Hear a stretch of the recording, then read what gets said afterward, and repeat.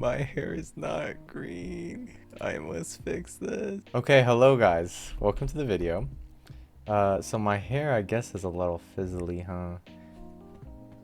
Even though it's not green, or pieces of the blue coming in. It's just, it's really dark out today. And I guess I could wait till tomorrow, but then like, I don't know. Who cares if I'm talking about Invasion later, right? And I'd like to get it done quicker. But yeah, green screen, having troubles. Seems to happen a lot.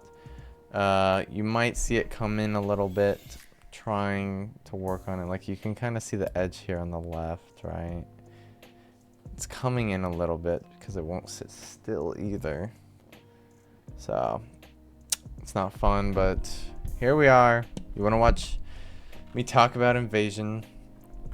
And what I will say, if you are new, I guess, or returning, I'm generally pretty nice on this show.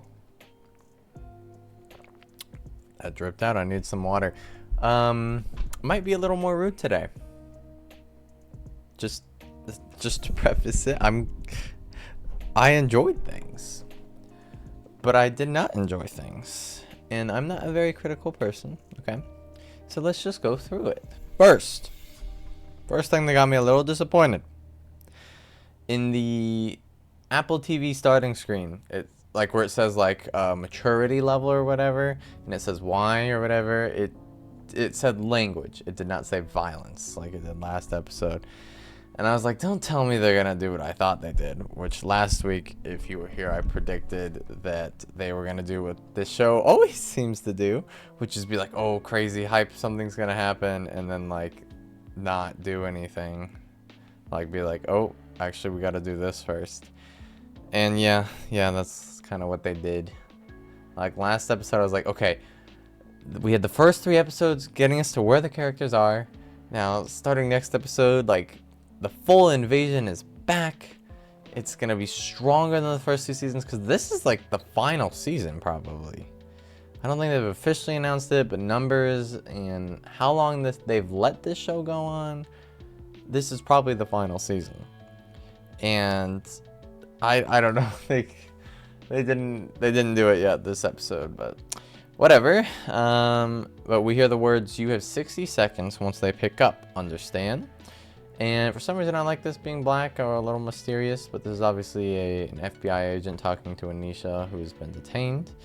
And I think it's a smart attention to detail that Clark, when he pulls up the phone and gets the phone call, he says, "I don't recognize this number," right? Because I feel like this show would make the mistake of it being like Anisha's phone, even though it's not. He answers, and even though it's only a 60-second call, Anisha was annoying me because she was very quiet. And it's like, oh yeah, hey Clark, it's me. Got like detained or whatever. The kid's okay. Like she was taking her sweet time for a 60-second call. But she said, "I thought I'd be home by dinner," which I told you last episode, Anisha, that ain't happening. She should listen to me more. But the FBI guy cuts her off. 60 seconds, presses down on that little landline there. Kind of a landline, huh? It's not a mobile phone, I guess. Maybe not a landline, though. But anyways, hangs her up. And I do like that she realistically keeps talking, because she didn't realize. It wasn't like... It would have been more unrealistic if she realized she'd been cut off in that situation. So I like that. And then we see Sarah ask Clark if Mom is coming home, and for some reason Jamila has to clutch up for Clark, even though he's the dad. He's fumbling because he says, "Yes, we're gonna go get her." She says it, and he was fumbling, saying nothing. And then I laughed out loud. Actually, there's twice I laughed out loud in this episode, which I think is the only times this season I've like had a little chuckle to myself, but I actually like surprisingly laughed out loud. This is the first time when he says, "We'll be home by dinner," which he just heard Anisha say that she thought she'd be home by dinner last episode. And she's like, damn, I was wrong about that. But he's saying the same thing. It was funny to me. I laughed out loud. But, I mean, that ain't happening. I'm just gonna say that. That ain't happening. Like, I don't know. Did we not learn our lesson, Clark? But anyways, I'm gonna focus up now. He says, what do we have? Which is passed from Anisha. We know Anisha did this in season 1. Maybe not season 1. I think end of season 1, at least early season 2, episode 1. She and the fam have this thing throughout season 2, at least, where she says, what do we have? And they say, each other. What do we need? Nothing else. It's kind of a nice sentiment, and it's kind of a nice way of showing that Clark's adapted that, you know, even though he wasn't always part of the family. But then we get a cool shot of a helicopter through the mountains. Like, it looked dope, to be honest. Mitski and the Killer in there, and again, as soon as she just started performing, it was just asking where they were going. I was like, I love her performance. Like, I feel bad for her. She's too good of an actress for this show, which is sad. I'm like, she's just the best actress out of all of them for sure. And she's asking where she's being taken, and I was like, this is where I got a little disappointed at first, because obviously the end of last episode was crazy. Like, this tentacle looking thing arose from the portal. It's going after Mitski and the Keel. He barely drags her out. What's gonna happen next? Oh, they're in a helicopter, and I guess they got out of there. Okay. Oh, this is like, I wasn't like super I was just like, oh, okay, but I wasn't gonna let it like ruin my enjoyment of the episode. But I was like, please don't tell me they're gonna, like, they really built up like the first 3 episodes, like something's gonna happen, and then it happened at the end of the last episode, but then like we don't even get to see it happen this episode. What are they doing with these episodes? They only have 10. Oh my god. Okay, but they come out of the helicopter to the WDC, and they see stupid little Jack.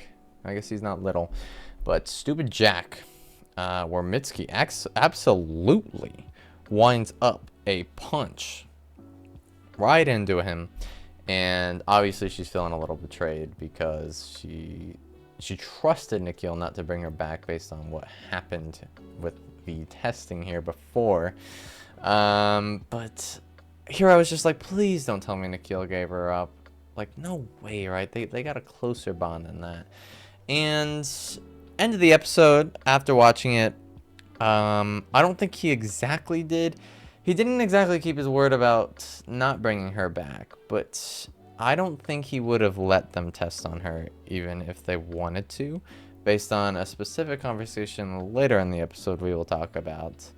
But Travante is here as well at the WDC, and this was a not laugh out loud moment, but this was a just what the hell funny moment where like it's like 20 seconds or something where on Travante making weird ass sounds by himself.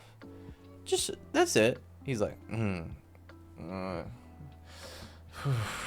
like it's 20 seconds, and then we see Nikhil come in with Mitski.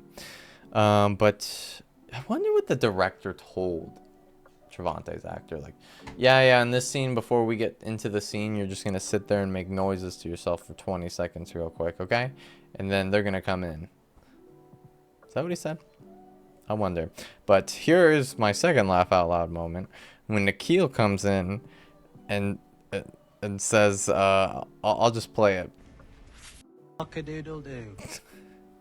I had to play that one. That's just, it's too funny, man. I just why did he say that?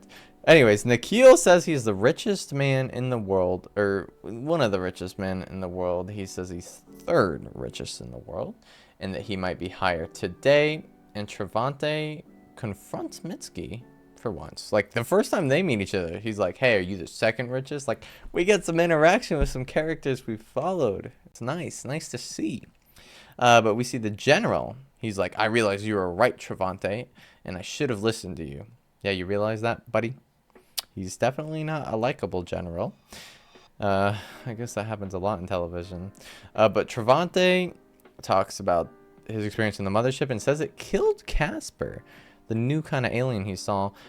I don't think he's sure of this. I don't know if this happened kind of off screen. He's like, oh yeah, it killed Casper, and that we're just supposed to be like, oh, okay, that's what happened. Or like, okay, no, I just had a crazy thought. I had a crazy thought that they're never gonna answer what happened to Casper because like they didn't have the budget for his actor or something, or his actor left, and they're never gonna answer that, and they're just gonna say he died to the alien. Nah, they wouldn't do that. That'd be too lame, right? But I don't think he knows for sure it killed Casper. I think Travante killed Casper. I'm still making that guess. Maybe he's blocking out traumatically. I think that's gonna be a reveal that he killed Casper, which that'd be juicy if I'm right. But he's talking about Casper's EEG, and I'm just remembering all last episode and video when I was calling it an EKG the whole time, which I thought they were talking about his EKG, which obviously, or maybe not obviously, is the heart rating. I thought that's what the whole graph was, but apparently I don't know how to read an EKG because it was not an EKG, it was the EEG, which I am not familiar with, so I looked it up, and I guess it's obviously the brain in this context. But sorry if you watched that episode and you had to deal with that. But they play a sound in Travante trying to get him to get snapshots. He isn't, but he gets tears, I guess. And he doesn't know why. Again, kind of goes into my theory that that sound reminds him of what he had to do to Casper, you know? But here I realized, God damn it, I forgot Apple TV doesn't record in full screen anymore. For the longest time, season 2 of Invasion, Silo, Severance, like I could put it full screen, record, and I was good, right? But they recently updated it to be way more strict, which I loved Apple because it was like the only one that wasn't strict about it. But they are now, so you have to get around the filming of it a little bit, and I forgot it to do that 10 minutes in, but so I might not get everything 10 minutes in. I re-recorded after the episode to try and get it, but I will go get more stuff afterward. But again, there's little moments that make me like kind of laugh or cringe because it's so dumb. But it's the WDC as a therapist now is like, you're dealing with PTSD and trauma. Like, it's not even trying to be funny, but it is. And then Nikhil says the surprises keep coming, and that's like his third one-liner in this scene, and I do not like the ones they gave him. It just, he's trying to be quippy. They're like, ooh, he's gonna be this quippy guy, and it just comes off as fake and doesn't feel like somebody actually talks like that much, and it's a little annoying. But then there's an FBI guy that confronts Anisha, interrogates her, and says the definition of a terrorist organization is the movement because they interfered with the U.S. government in wartime. And I looked at the actual definition, and it says terrorist organizations, adverse nations, and other national security threat actors aim to disrupt our way of life and weaken our country. They conduct and support terrorist acts, espionage, and other activities directed against Americans and our interests at home and abroad. So it's actually not the definition that he said in the show. But they again, another like kind of like ridiculous laugh, like what are we doing? Is these two FBI guys are a joke. Like especially the guy on the side not sitting down. It's like, where's Infinitas? You're part of the movement. Like he was so over the top and not realistic, or he was just annoying too. But apparently they ran a computer search on Anisha's house already. Okay. And they found out that a computer at that house has been accessing Infinitas groups and chatting in there. This is where we reveal that Clark's been doing that. I mean, we kind of already figured that based on that last episode, not a big reveal. But Clark is in traffic going after him with Jamila, or after her with Jamila, of course. And he holds the horn for a few seconds there while in traffic for some reason. I mean, everyone is stuck. It's not gonna do much. But then they happen to see an opening through construction, and I love Jamila saying, "Clark," like she knows what he's thinking. She knows what he's thinking. But he just books it. He drives through up onto the sidewalk in through the construction, little shortcut. But I do respect him for putting that blinker on after he made it through. I do respect that. But back to the WDC, we learned that all portal sites have this parallax tentacle thing growing out of them, and that scientists, quote unquote scientists, have a theory now that darts won't work. These darts that they made to attack their nervous systems and their signals. Yeah, because the signals are no longer airborne, was the quote. They apparently, also, we get a reveal here that they tried to nuke the portals, which doesn't work. Like, it's just like, what? He's like, Nikhil's like, why don't you just bomb it? Or I think it's Travante. And he's like, the general's like, oh, we already nuked a portal and it just didn't work. Like, okay. We're coming up with all kinds of ideas right now. But he recommends, or not he recommends, he says that they're going to be leading a mission to the dead zone, which again is the area right around the mothership. And I was thinking here, the names in the show are generic. Here I was getting a little fed up with the episode. Like, they already said dead zone, but it made me realize, oh, it's the dead zone. Oh, it's the hunter killers. Or, oh, we just nuked this place. It just made me feel like, what am I watching? Like, this feels like this was made by a middle school or something. Like, I mean, I'm not saying I'd write much better, but I'm saying I question some of the writing in which I would change. But I'm not a writer. I'm not under the conditions, you know, that they are, their budget or whatnot. And of course, other conditions.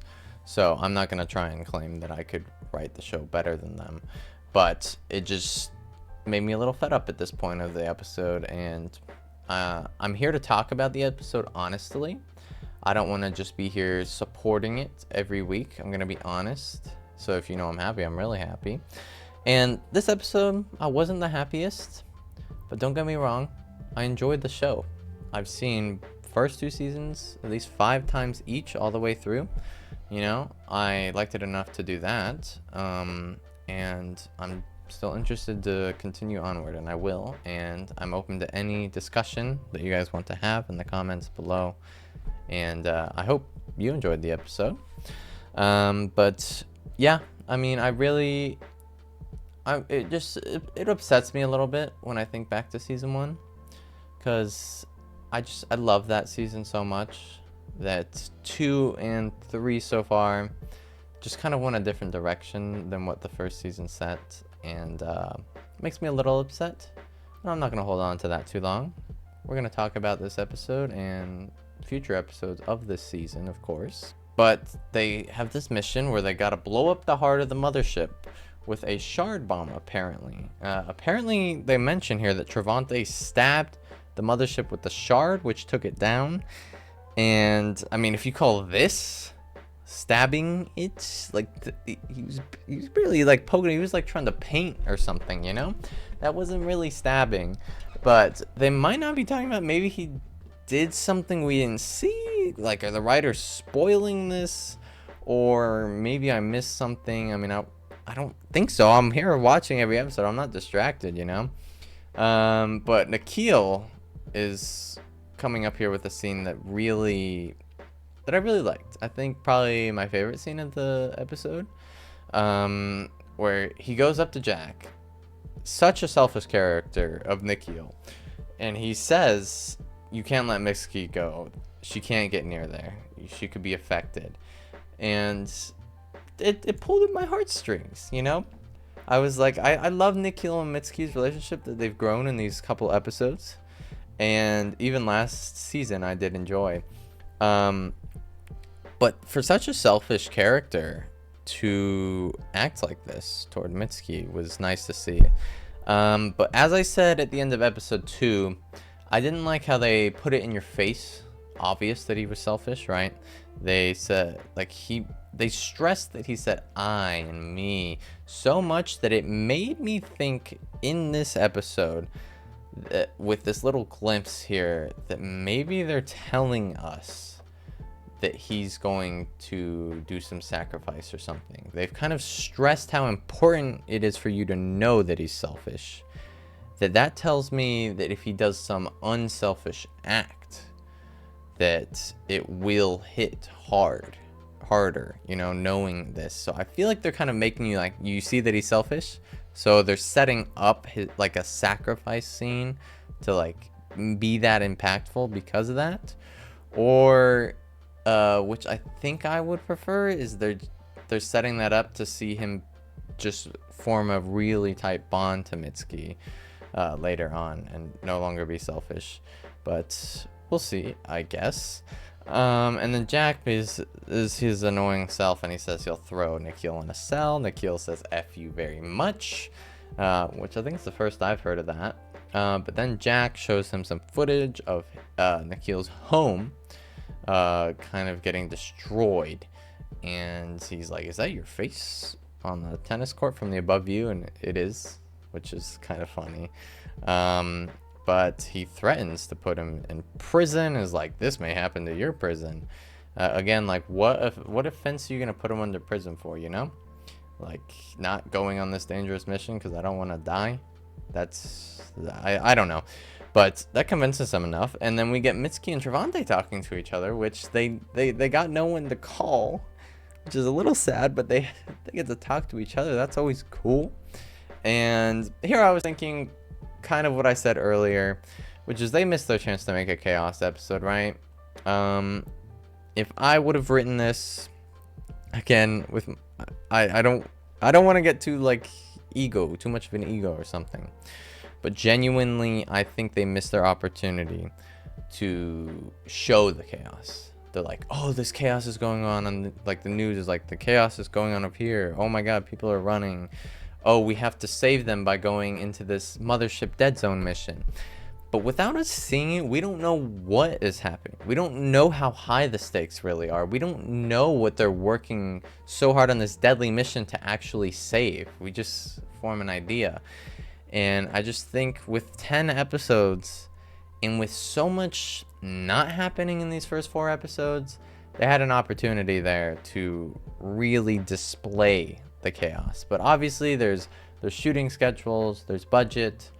I don't know, maybe they wanted to make it work but they couldn't. But just a note there. Clark gets to the FBI office, and apparently Anisha was brought in, but Travante wasn't, which is interesting. We already knew he went to the WDC, but I was confused how they got captured and brought in, if they were together or not. But they go up to the clerk lady. The clerk lady, is that a right term? The receptionist, I guess. And oh my god, most cringe episode moment of the episode is Clark says, "You're married, right? You probably want to hold on to this morning. My wife and I have 3 kids at home." Oh my god, I couldn't watch. This is like his attempt to convince him to get special treatment with Anisha. But then the guy from Infinitas shows up, that they've showed a little bit, and says that his aunt has heart issues. He's like, "Please, my aunt has heart issues, you help me too." And then Jamila joins in, is like, "Please do this for us, you know you want to." And it's just, she's like, the receptionist is like, "Okay, I'll do what I can." But it was hard to watch, man. That scene was hard to watch.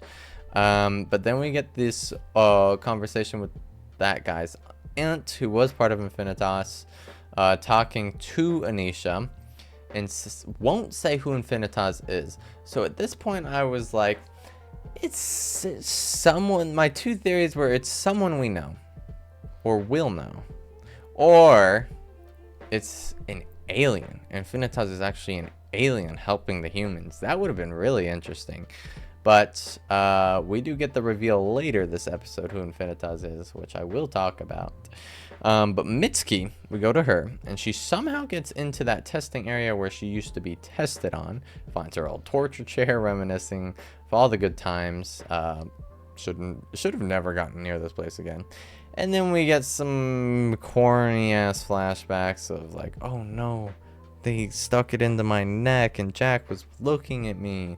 And just like the way they did it felt so CW or networky flashbacks. Like, I didn't love it, but got over it, of course. But she decides to open an old alien cell, not even worried. there may be an alien in there. I guess she figured she could be friends with it. But I do like this scene. She realizes here, kind of touching the scratch marks, that they felt her pain too. All that pain that she went through. Like, they felt that too.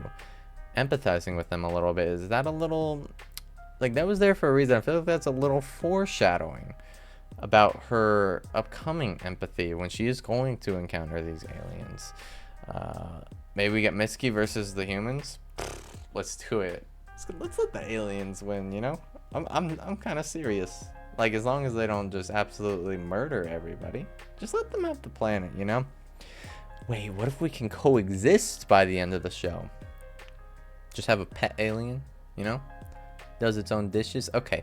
Anyways, Nikhil shows up and says your fugues are getting worse, which I had to look up what fugues were, but I guess I kind of forgot. But it's like kind of messed up speech, troubles with headaches and memory, kind of something like that. But he offers a freaking plug that she can plug into her brain or her neck, just something to affect the nervous system. And he's still not acknowledging that he brought her here and that she's in pain. And she walks away angrily, tosses something, which is funny. You didn't have to do that. But he says he's trying to help her. Then we go to Clark, who is in this FBI office, who sees the woman, the receptionist, put in the code to get in the back area where all the people are stored. Or I shouldn't say where all the people are working. In the middle of the open. Like, what? What? She's just inputting this code in the open so anybody can get back there? Like, again, not realistic to me. But another confusing scene is Infinitas group guy says, my mom, she and then she can't, like, he can't bear to say it, and Jamila's like, you lost your mom. Which, and then she sits down next to him, which is just like, I was like, what is that, a real conversation? What is happening? But he says he knew her the second he saw her face. And how does he know her? I mean, Jamila's a little famous, I guess. He's like, I'm sorry what happened to Casper. Like, do they know that they were like a thing, really? Maybe a little bit, but as soon as you see her, you recognize her? I don't know, but Clark's like, okay, I'm gonna put in the code. That's my plan. And here I was thinking, smart characters are far more interesting. Not lucky ones. And I think the show's failed with that a little bit. When you have a smart character doing everything right and they still have obstacles, you're more engaged, you're more concerned, like, oh, what's gonna happen? Like, but this is kind of like, oh, they put the code in front of him. I mean, it's a little smart to pay attention to the code, but it was kind of handed to him. Man, I could do that. Like, just little things like that. This show just make me a little less in tune with the stakes and whatnot. Especially this whole FBI storyline, I guess. They pull up to the FBI place, convince a receptionist to let them sit down, get a code in, go in there and get out, I guess. But the Infinitas group guy and Jamila distract this receptionist while he puts the code in. Well, no one sees him put the code in. And at the start of the mission, with Travante and the military guys, one of the guys says, you showed us the true meaning of service to Travante. I mean, he doesn't feel like a hero. Which I do love that representation. I like the character arcs and representation they've set up. I think it's well done. Good job, Invasion. But then another guy says, crazy you can breathe with your head up his ass. like what? Excuse me, did we need to add that? It was kind of sweet. But maybe one of the writers thought that and was like, we need to say that. But Jack starts yelling at Nikhil. Like this is the most, like, I hate Jack. And I was like, God damn, I'm so annoyed right now. He was like, Mitsuki, where's Mitsuki? Mitsuki, like, I'm not even exaggerating. That's exactly what he gave 2 seconds in between his questions. He's like, Mitsuki, where's Mitsuki? Where's Mitsuki? Nikhil, where's Mitsuki? it was way too much. But then she shows up, I guess. She shows up. She's like, I guess I guess I'm going, and this, I kind of feel like she's going because of the conversation she had with Nikhil. Kind of, it was almost suicidal, I guess. Just, she's been like, I've been through countless pain, or constant pain, that's the word. Constant voices, WDC's after me. Let me just do this one mission, you know, whether I make it or not. That's kind of the energy I got. But Jack needs to die. He needs to die, bro. He tells Mitsuki that her torture was worth it for those darts that don't even work anymore. He needs to die. But then they are in the helicopter, and one of the soldiers or whatever asks another one, "Are you praying? I find it funny. The god abandoned us a long time ago." And then he starts yelling at Travante and says, "You're the reason we're in this mess." And he's just a real asshole. Until I saw his face. And I'm pretty sure it's this guy. Arya Shagashemi. I think that's how it's pronounced. Landon, which actually this shirt is from a show called Legacies, and he is one of the main characters in that, and I happen to be wearing the shirt today, and I was like I saw his face. I don't know if we've anyone who's seen Legacies, but like I was like, oh, that's cool. It's a cool note, but you guys might not care, but I happen to be wearing the shirt for that very show too. But Anisha and Clark find each other in the back area, and the aunt has a heart attack, but no, it's actually anaphylactic shock, I guess. And Anisha asks the guy, like, do you have an EpiPen? You know, and he's like, what is an EpiPen? And then Anisha says she's a doctor. The medical people that come in just toss her the bag, I guess. They have absolutely no supplies. They bring the aunt into the ambulance, and I was like, okay, this ain't legit. What's happening? Are they rescuing her or something? And this was their plan to escape. This was the nephew, I guess, and the aunt's plan to escape. And then the two FBI guys get out to the front and shoot. They start firing at the ambulance with their pistols. Nobody gets shot that we know of, luckily. And it's funny to me that Clark says, "Anisha, are you okay?" Like, only asks if she's okay after they've just been shot at. But then they get the reveal that this lady, this aunt, is Infinitas. Okay. I don't even care anymore. Like, they tried to make it this mystery. Like, I knew last episode when they're like, this is the only known photo of him. Like, that was BS. But yeah, I don't know. She's Infinitas, I guess. My alien theory, I guess, wouldn't have been interesting. But then we get to the helicopter flying in the night toward the dead zone, and I said, when's the tree gonna grow into the sky? That's like the one main thing I remember from the trailer, is a tree grows into the sky and takes down the helicopter. And there we go. There we go. And not soon after, I didn't have to wait. This tree thing comes out of the trees, and apparently they fly right in its direction and absolutely destroyed, and they crash into the trees. Episode credits. And knowing this show, oh, we'll be fine next episode with no consequences or action. Like I said, this show does not build tension or suspense too often. It gets you excited about things like, okay, there's this tree thing attacking them, they're crashing, what's gonna happen, how are they gonna get out?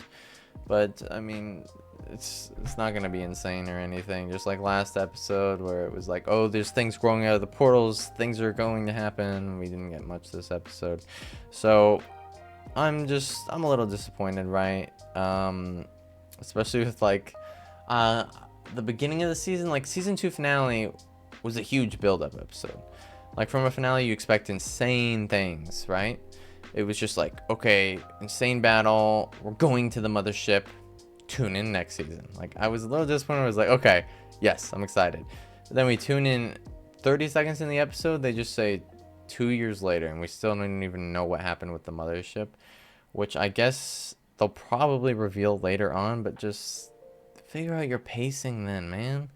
Like, figure it out. Don't just save the good stuff for the end of the seasons and then not even like deliver.